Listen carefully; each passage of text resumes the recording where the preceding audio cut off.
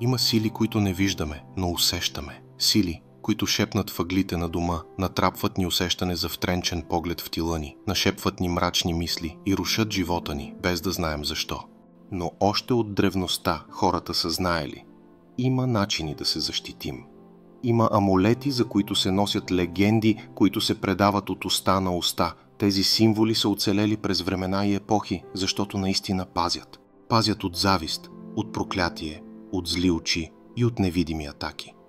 Днес ще ви покажем 5 от тези древни амулета, които не само че съществуват и до днес, но и продължават да са актуални, но вече в по-съвременна форма, превърнати в бижута с модерен дизайн.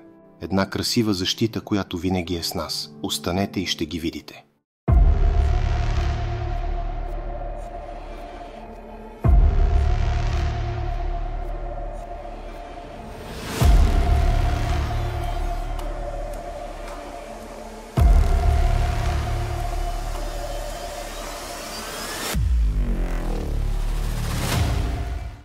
Добре дошли в нашия канал. Често ни задават въпроса, защо е нужно да се носи амулет, ако човек внимава и подбира хората, с които се среща.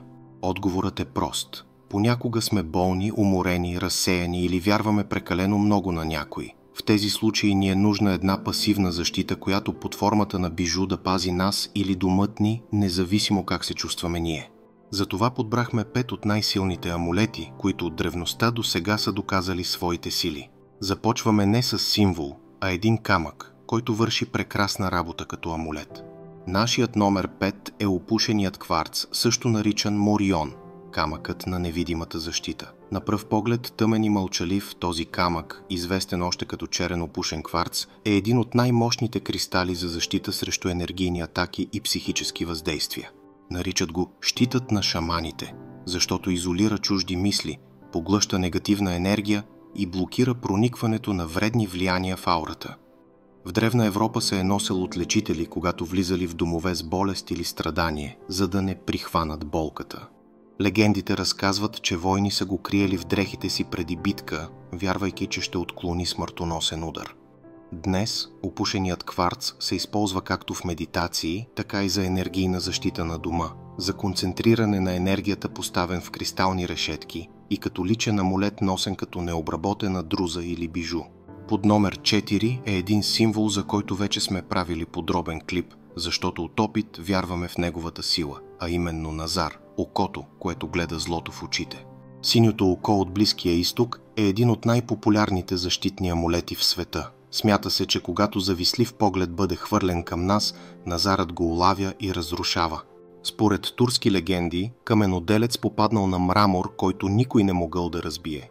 Жена му, разбирайки за проблема, му донесла окото и при първия удар мраморът се разцепил. Но всички, които са пътували в Турция, знаят, че в тази страна имат по една легенда за всичко, от символите до местата и храните. В древността вярвали, че окото поема енергията дори на проклятията и я пречиства.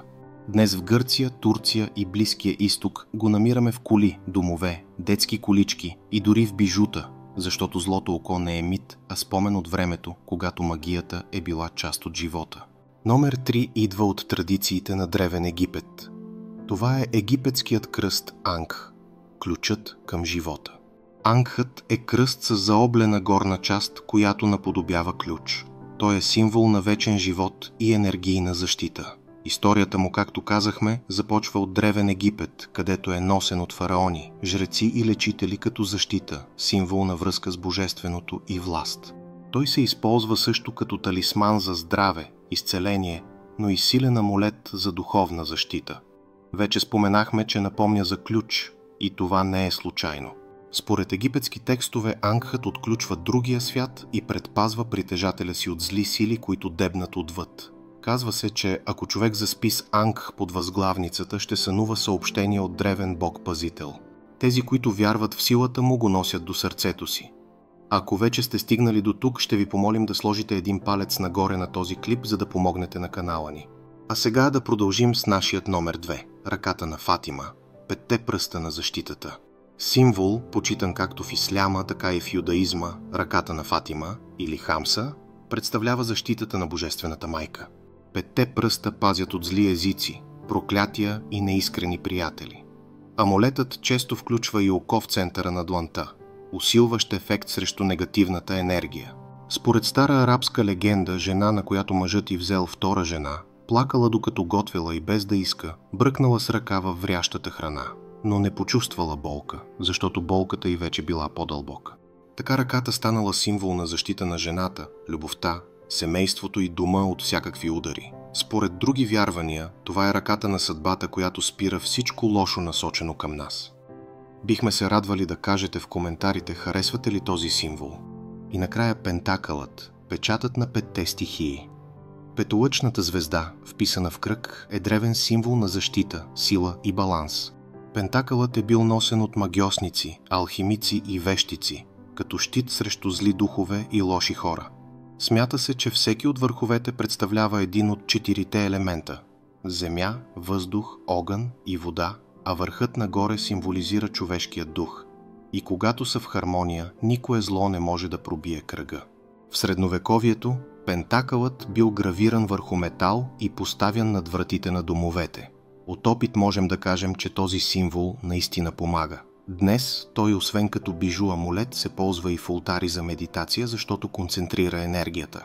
Има обаче важно уточнение. Когато петия лъч сочи надолу, така нареченият обърнат пентаграм, това е символ на подчинението на човешката душа пред силите на мрака, затова се носи от практикуващи черна магия, а понякога и от тинейджъри, които просто го смятат за моден аксесуар.